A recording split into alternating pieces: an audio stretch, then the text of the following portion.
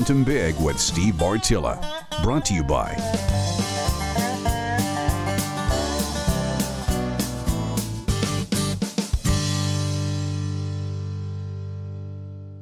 Today, we're going to take a little bit of a different look at things.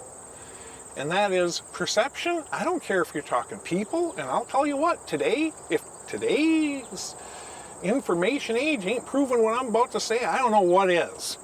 But I don't care if we're talking people or we're talking whitetails. Perception is reality.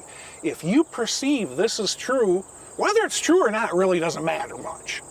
You believe it and you act as if it is fact. Whitetails are no different. If they do not see us, if they do not hear us, if they do not smell us, it doesn't matter how much we hunt this ground. It's like we're not even there. Okay. Think about that for a while. We can literally hunt the snot out of a property as long as the whitetails don't see us, they do not smell us while we're in the woods, and afterwards. After is every bit as important as while, okay? And they don't hear, they don't smell.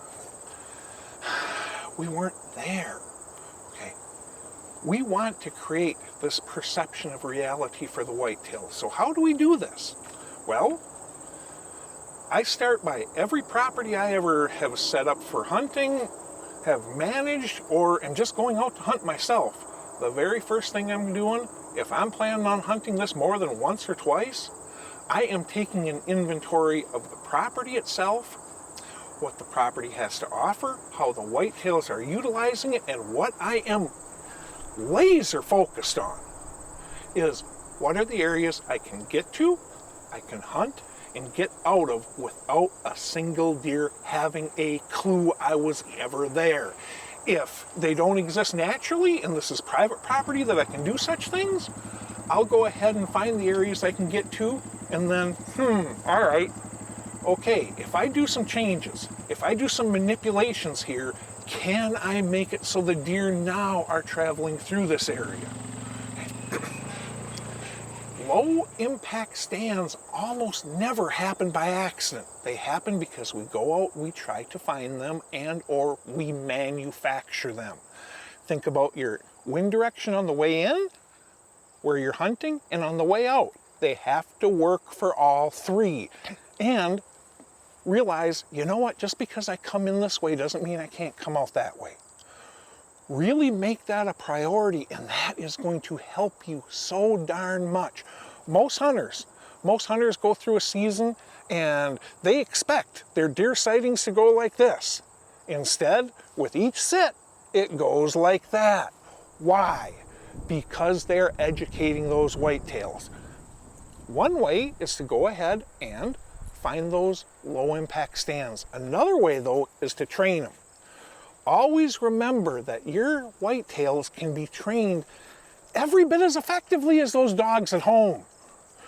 One hunt, just like the dogs at home, through positive and negative reinforcement.